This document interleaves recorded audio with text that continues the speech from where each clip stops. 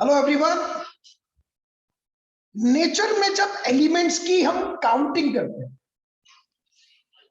सही सुना आपने, जब हम नेचर के अंदर एलिमेंट्स की काउंटिंग करते हैं तो आज की अगर हम बात करें तो मोर देन 114 एलिमेंट्स हमें पता है, लेकिन स्टार्टिंग से इतने एलिमेंट्स नोन नहीं थे। स्टार्टिंग में एलिमेंट्स कम पता चले, उसके बाद फिर और ज्यादा डिस्कवरीज होती गई, इन्वेंशंस होते रहे और हमें नए नए एलिमेंट्स की डिस्कवरी मिलती रही। लेकिन हर एलिमेंट की प्रॉपर्टी को इंडिविजुअली याद करना टास्क, ह्यूज टास्क। इसलिए सोचा गया क्यों ना एलिमेंट्स को क्लासिफाई कर दिया जाए, क्यों ना एलिमेंट्स के ग्रुप्स बना दिए जाए ताकि उनकी केमिकल प्रॉपर्टीज को पढ़ना आसान हो जाए। इसके लिए अलग अलग साइंटिस्ट ने, अलग अलग केमिस्ट ने अलग अलग कोशिश की, अटेम्प्ट की है। लेकिन जिस कोशिश की चर्चा मैं आज कर रहा हूं उस कोशिश का नाम है जॉन न्यूलैंड। यस, आपने सही सुना, जॉन न्यूलैंड। आज हम जिस बंदे की चर्चा कर रहे हैं उसका नाम है जॉन न्यूलैंड। आपने सही सुना, उस बंदे का नाम है जॉन न्यूलैंड। जॉन न्यूलैंड ने क्या कहा, जॉन न्यूलैंड ने क्या समझाने की कोशिश की? उसने एलिमेंट्स की प्रॉपर्टीज को समझाने के लिए क्या अपनी तरफ से अटेम्प्ट किया, तो सुनते हैं, ध्यान से सुनते हैं। न्यूलैंड ने एलिमेंट्स की केमिकल प्रॉपर्टीज को समझाने के लिए हमें एक लॉ दिया, जिस लॉ का नाम था Newland law of octaves. Newland क्योंकि न्यूलैंड ने बनाया, लॉ क्योंकि एक कानून टाइप बनाया। ऑक्टेव्स का मतलब क्या है? ऑक्टेव का मतलब है 8, यानी कि न्यूलैंड का लॉ जहां पे ऑक्टेव्स की बात होगी। अब आपके मन में एक डाउट आना चाहिए या आ रहा होगा कि आखिर इसे न्यूलैंड लॉ ऑफ ऑक्टेव ही क्यों कहा गया? बताता हूं। न्यूलैंड ने क्या करा, एलिमेंट्स की प्रॉपर्टीज को, एलिमेंट्स को ग्रुपिंग देने के लिए उसने ये क्या किया, उसने एलिमेंट्स को अरेंज किया in the ascending order of their atomic mass. सही सुना आपने, उसने एलिमेंट्स को अरेंज किया बढ़ते हुए एटॉमिक मास के हिसाब से। और अरेंज जब किया तो अरेंज करते वक्त उसने क्या समझाया?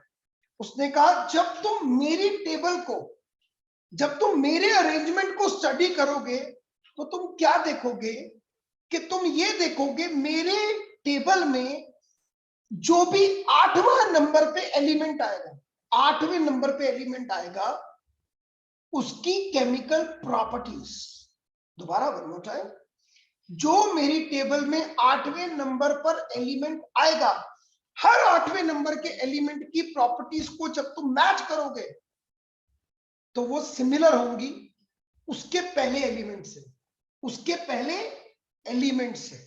क्या मतलब है इसका, मैं समझाने की कोशिश भी करूंगा जी।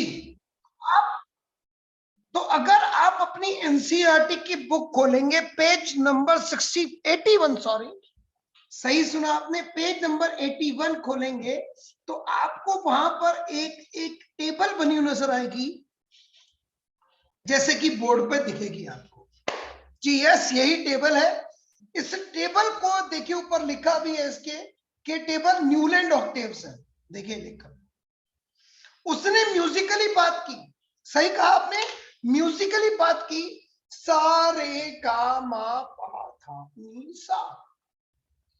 दोबारा वन मोर टाइम, सॉरी, सा रे गा मा पा दा नी सा।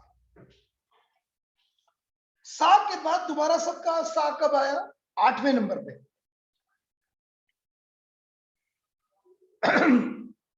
नहीं पता, दिखाता हूं। सा रे गा मा पा दा नी सा, 8 नंबर। यानी कि सा के बाद दोबारा सा कब आता है? 8 पर। उन्होंने यही हमें समझाया कि मैं अपनी टेबल को अरेंज कर रहा हूं बढ़ते हुए एटॉमिक मास में, और अगर तुम नई टेबल में ऑब्जर्व करोगे तो हर 8वें एलिमेंट की प्रॉपर्टी हर पहले से सिमिलर होगी। दिखाता हूं बोर्ड पे, देखो कैसे। देखो, hydrogen, lithium, beryllium, boron, carbon, nitrogen, oxygen, fluorine, यानी कि हाइड्रोजन और फ्लोरीन की प्रॉपर्टी सेम होगी। अब अगर यहां से काउंटिंग गिनो, lithium, beryllium, boron, carbon, nitrogen, oxygen, fluorine, sodium, तो लिथियम की प्रॉपर्टी सोडियम से मिलेंगी पहले की 8वें से। ऐसी अगर तुम यहां से 1 गिनो, 1 2 3 4 5 6 7 8, यानी कि बेरिलियम की कैल्शियम के साथ मिलेंगी। तो अगर आप चेक करेंगे तो हर 8वें एलिमेंट की प्रॉपर्टी सिमिलर होंगी उसके हर फर्स्ट वाले से, इसीलिए उसने नाम दिया न्यूलैंड लॉ ऑफ ऑक्टेव्स। एक बार इंग्लिश में बोलता हूं, कोशिश करेंगे समझने की। According to Newland law of octaves, he arranged the elements in the order of increasing atomic mass in such a way that the property of every 8th element is similar to the property of its every first element.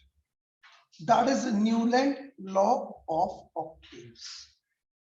ये Newland law था जो कि आपको page 81 पे मैंने दिखाया, जिसकी picture दिखाई मैंने। लेकिन ये जो लॉ ऑफ ऑक्टेव था ठीक था, लेकिन स्टिल इसकी कुछ शॉर्टकमिंग्स थी, इसके कुछ ड्रॉबैक्स थे, इसकी कुछ लिमिटेशंस थी। मतलब नटशेल में बोलूं तो कुछ कमियां थी। कमी क्या क्या थी न्यूलैंड की टेबल में? कमी नंबर पहली, जो उसने बोला था ना कि 8वें की प्रॉपर्टी पहले से सिमिलर होगी, सच है, लेकिन ये सच कहां तक है?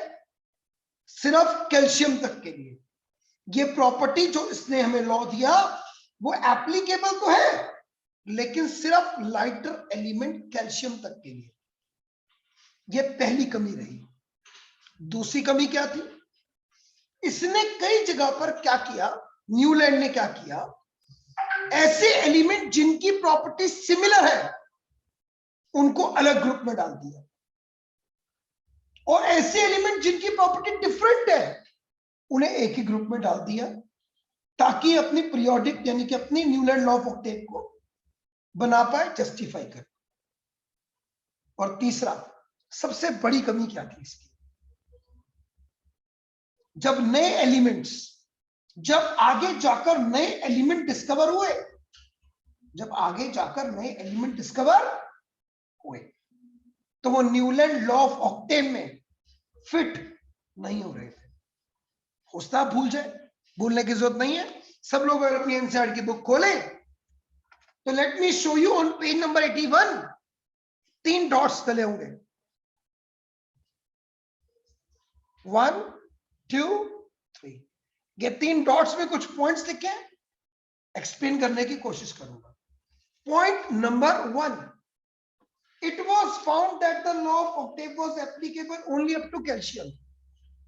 बताया ना मैंने कि ये लॉ सिर्फ कैल्शियम तक के लिए ही एप्लीकेबल था। उसके बाद हर 8वां एलिमेंट पोसेस नहीं करता था पहले एलिमेंट की केमिकल प्रॉपर्टीज। पहली कमी। दूसरी कमी, उस समय 56 एलिमेंट्स नेचर में पता थे। जब लेकिन आगे जाके नए एलिमेंट डिस्कवर हुए, वो न्यूलैंड लॉ ऑफ ऑक्टेव में फिट नहीं हो पाए। सेकंड कमी। थर्ड कमी, in order to fit elements into his table, अपनी टेबल बनाने की लालच में Newland adjusted 2 elements in the same slot but also put some unlike element into the same note. उसने कई एलिमेंट जिनकी प्रॉपर्टी अलग थी उनको सेम ग्रुप में रख दिया, और जिनकी प्रॉपर्टी सेम थी उनको अलग ग्रुप में रख दिया। तो ये न्यूलैंड लॉ ऑफ ऑक्टेव की कमियां रही। तो न्यूलैंड लॉ ऑफ ऑक्टेव ने, यानी कि न्यूलैंड डॉपर्नियर की कमियों को तो पूरा कर दिया, लेकिन उसके बावजूद भी कुछ कमियां छूट गई। इस जॉन न्यूलैंड की कमी को पूरा कौन करा?